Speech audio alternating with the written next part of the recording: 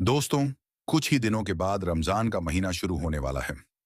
इसलिए सबसे पहले तो आप सभी इस्लामिक भाई बहनों को एडवांस में रमजान की बहुत बहुत मुबारकबाद। आपका दिल करे तो आप भी हमें कमेंट बॉक्स में रमजान की मुबारकबाद लिख सकते हैं। आज की इस वीडियो में हम आपको 10 ऐसी औरतों के बारे में बताने वाले हैं जो अगर रमजान के महीने में रोजे ना रखें तो उनको कोई गुनाह नहीं होगा। यानी कि इन 10 किस्म की औरतों को रमजान के महीने में रोजा ना रखने की छूट है। इसीलिए आज का हमारा यह वीडियो आप सभी के लिए बहुत खास है। अगर आप इन 10 किस्म की औरतों के बारे में जानना चाहते हो तो आप हमारी इस वीडियो को आखिर तक जरूर देखें और मेहरबानी करके इसे शेयर भी कर दें ताकि रमजान से पहले पहले यह वीडियो हमारी और भी इस्लामिक मां बहनों के पास में पहुंच जाए। तो चलिए दोस्तों, शुरू करते हैं। दोस्तों, सबसे पहले तो याद रखें कि रोजे की फर्जियत की 3 शर्तें हैं। इस्लाम बालिग और होशो हवास और आकिल, यानी कि बालिग होना। इसका मतलब यह है कि हर वह मुसलमान मर्द और औरत जो बालिग हो और अपने होशो हवास में हो, यानी कि जो पागल और दीवाना ना हो, ऐसे तमाम मुसलमान मर्द और औरतों पर रमजान के रोजे फर्ज हैं। यानी कि उनके लिए रमजान के महीने के पूरे रोजे रखने जरूरी हैं। और जो कोई इनकी फर्जियत का इनकार करता है तो वह काफिर है और बिना वजह रोजे छोड़ने वाला मर्द हो या औरत सख्त गुनाहगार भी होगा। लेकिन क्या आप जानते हो कि इनमें से 10 औरतें ऐसी भी हैं जिनको रमजान के महीने में रोजे ना रखने की छूट है। यानी कि अगर यह 10 किस्म की औरतें रमजान के महीने में रोजा ना रखें तो इनको कोई भी गुनाह नहीं होगा। मतलब कि यह 10 औरतें रमजान के महीने में रोजे छोड़ सकती हैं। नंबर 1, हामिला औरत, यानी कि प्रेग्नेंट औरत। दोस्तों, सबसे पहली औरत तो है हामिला औरत, यानी कि प्रेग्नेंट औरत। मतलब कि जिस औरत के पेट में बच्चा हो, जो प्रेग्नेंट हो। अगर ऐसी हामिला औरत को या फिर उसके पेट में पल रहे बच्चे को रोजा रखने की वजह से कोई खतरा होने का अंदेशा हो तो फिर ऐसी हामिला औरत रमजान के महीने में रोजे छोड़ सकती है। ऐसी औरत को कोई गुनाह नहीं होगा। यानी कि ऐसी हामिला औरतों को रोजा ना रखने की छूट है। लेकिन याद रखें कि ऐसी हामिला औरतें जो अपनी प्रेगनेंसी की वजह से रमजान के महीने में रोजा छोड़ देती हैं, तो ऐसी औरतों को चाहिए कि वो अपने छोड़े हुए इन रोजों को बाद में रखें।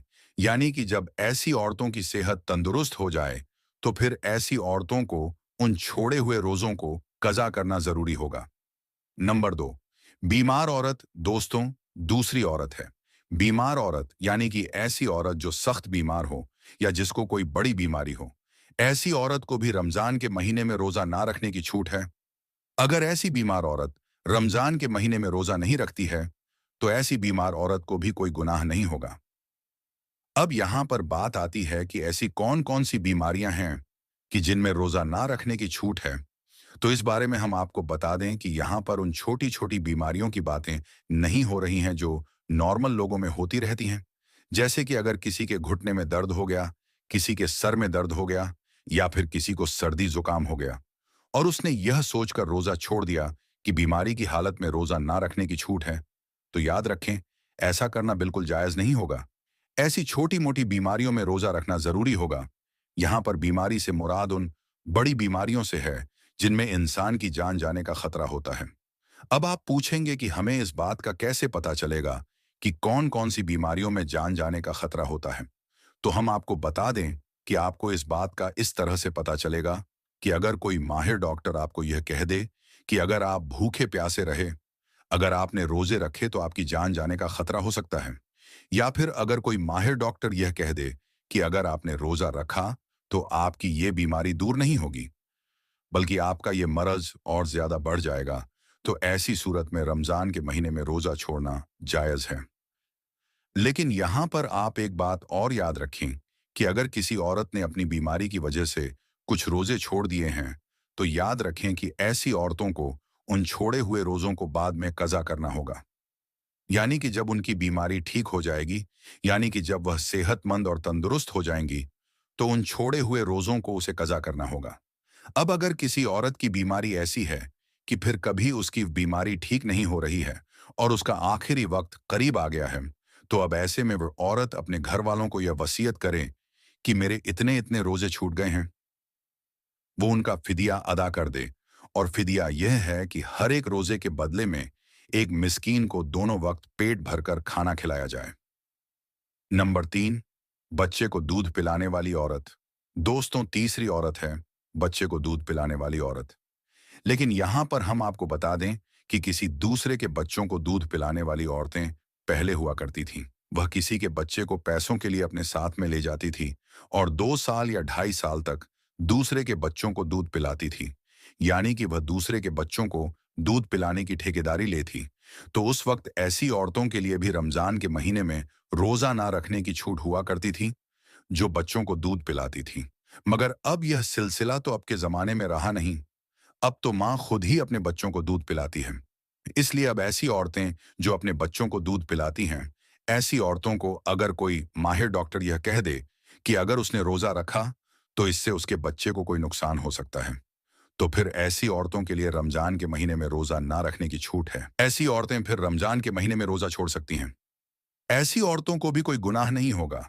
लेकिन ऐसी औरतें भी इस बात को याद रखें कि वह अपने इन छोड़े हुए रोजों को बाद में कज़ा करें। नंबर 4, पागल औरत। दोस्तों, चौथी औरत है पागल औरत या दीवानी औरत, यानी कि जिसका दिमाग खराब हो गया हो, जो औरत अपने आप से बाहर हो गई हो, जो बहकी बहकी बातें करती हो, जो अचानक ही बेहोश हो जाती हो। ऐसी औरतों के लिए भी रमजान के महीने में रोजा ना रखने की छूट है। यानी कि अगर ऐसी पागल या दीवानी औरत भी रमजान के महीने में रोजा ना रखे तो ऐसी औरतों को भी कोई गुनाह नहीं होगा। मगर यहां पर ऐसी औरतों के लिए भी यह हुक्म है कि बाद में जब ऐसी औरत का दिमाग ठीक हो जाए, जब वह तंदुरुस्त हो जाए, तो ऐसी औरत भी अपने इन छोड़े हुए रोजों को बाद में कज़ा करें। नंबर 5, हेज वाली औरत। दोस्तों, पांचवी औरत है हेज वाली औरत। याद रखें, जो औरत हेज की हालत में हो, यानी कि जिस औरत के पीरियड चल रहे हो, ऐसी औरत को भी रमजान के महीने में रोजा ना रखने की छूट है। बल्कि ऐसी औरत का रमजान के महीने में रोजा रखना ही आराम है। हेज वाली औरत का रोजा रखना जायज नहीं है। हेज की हालत में रोजा रखना और नमाज पढ़ना हराम और नाजायज है। अगर कोई औरत हेज की हालत में रोजा रख लेती है तो याद रखें, ऐसी औरत का रोजा कबूल ही नहीं होगा, बल्कि ऐसी औरत को अल्लाह की तरफ से सख्त अजाब होगा। इसलिए ऐसी औरतों को चाहिए कि वह हैज की हालत में रोजा भूल कर भी कभी ना रखें। मगर यहाँ पर ऐसी औरतें भी याद रखें कि हैज की वजह से आपके जो रोजे छूट गए हैं, उन छोड़े हुए रोजों को बाद में कज़ा करें। यानी कि जब आप हेज से पाक साफ हो जाएं, तो फिर आप उन छोड़े हुए रो को बाद में पूरा करें।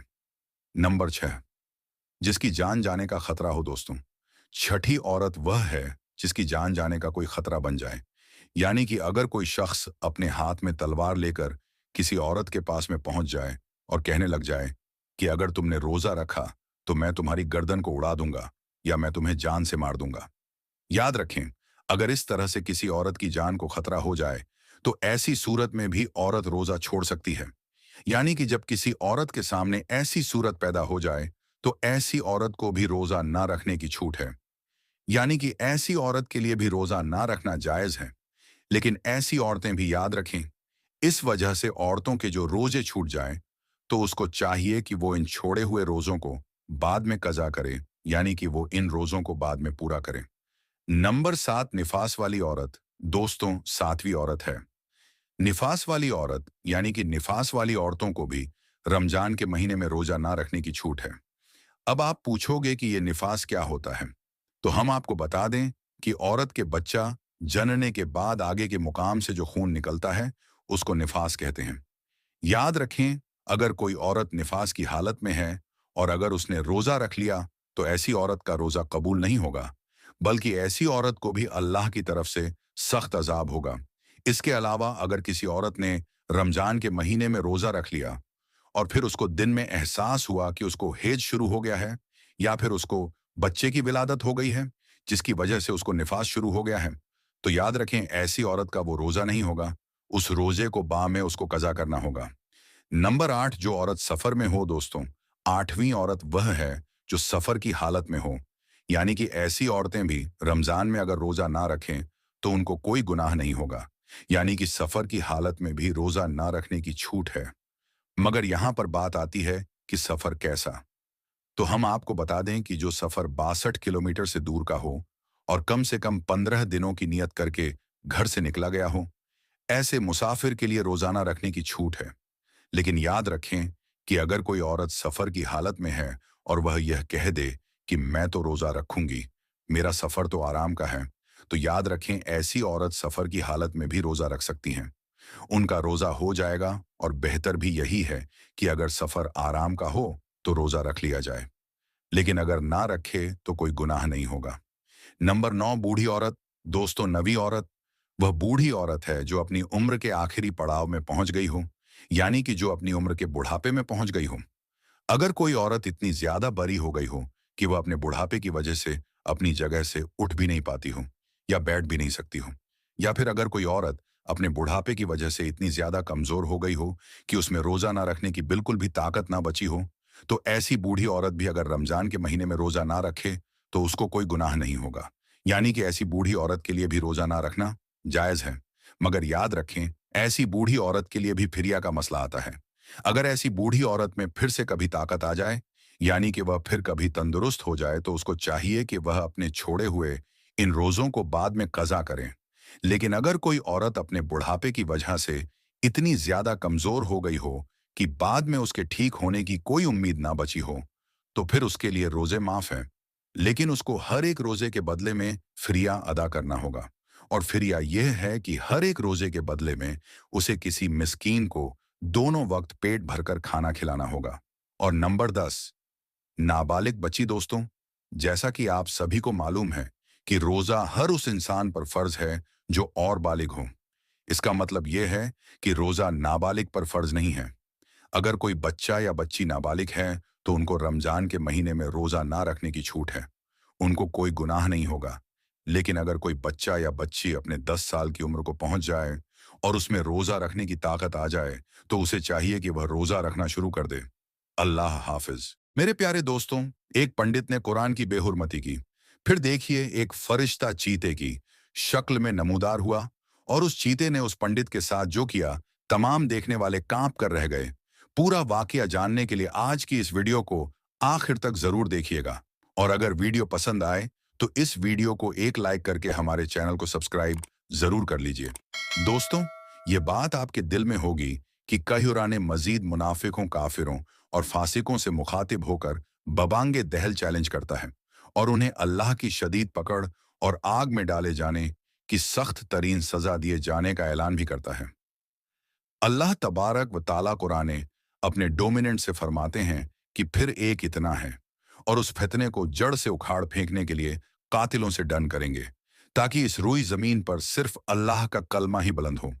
कुरान मजीद के नजूल और उसके दिए गए यह काम के बाद रसूल पाक सल्लल्लाहु अलैहि वसल्लम ने सहाबा इकराम की क़यादत फरमाते हुए ये कुफार को ललकारा। यहीं से को फिर और इस्लाम थक और बाती के दरमियान लड़ाई शुरू हुई और क़यामत तक पर यह लड़ाई जारी रहेगी। और इस लड़ाई के दौरान मुनाफिकीन और फांसीकी ने इंतहाई घटिया रोल अदा किया, जो कि आज तक बदस्तूर जारी है। कुरान पाक की बेहुरमती के वाक़यात अक्सर देखने में आते हैं। एक ऐसा ही वाक़या हुआ। थिस क्या करने जा रहे हैं जो कि यहीं पर रुका हुआ है। हुआ कुछ यूं कि बिहार के गांव जिसका नाम दिनारपुर था, उसमें एक मुसलमान आलिम दीन रहा करते थे।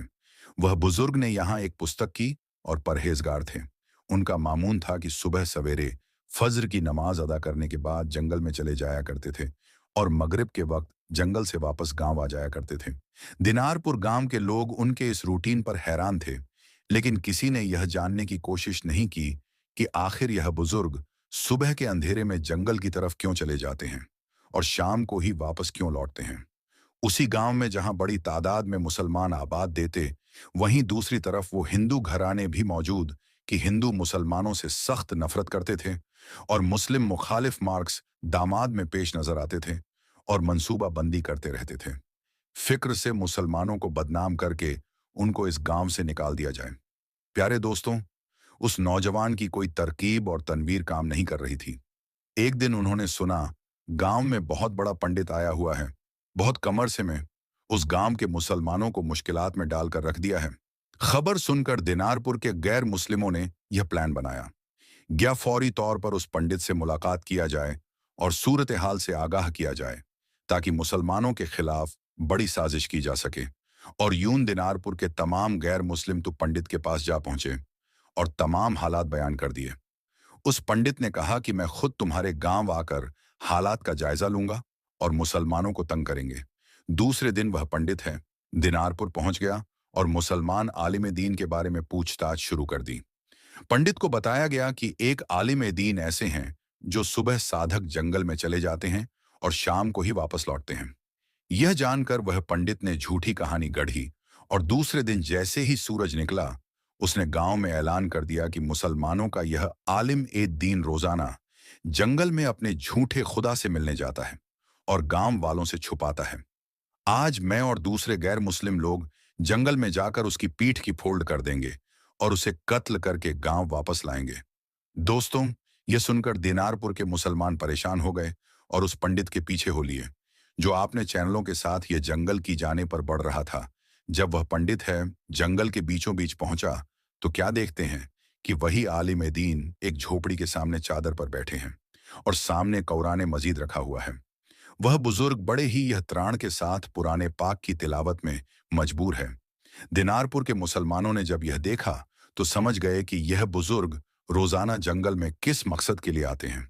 दरअसल अल्लाह के इबादत करने के लिए जंगल में आते हैं। पंडित ने बुजुर्ग को गरजदार आवाज में पुकारा, क्या बुढ़े यहां रो क्यों आता है और गांव वालों को क्यों धोखा दे रहा है?